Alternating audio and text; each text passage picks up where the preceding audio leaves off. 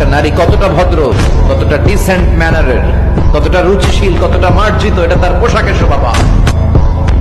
তার পোশাক দেখলে বোঝা যায় এটা কোন ঘরের মেয়ে, এটা কোন বংশের মেয়ে, এটা কোন এলাকার মেয়ে, তার বাবা কেমন, তার দাদা কেমন, তার ফ্যামিলি স্ট্যাটাস কেমন, তার পোশাক এটা বলে যায়।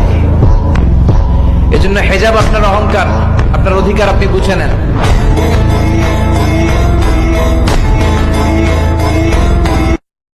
হেজাব আল্লাহ এমনি এমনি দেয় না, যার সম্মান বেশি ওটার প্যাকেট বেশি। নারীদেরকে তো ইসলাম মর্যাদা দিয়েছে।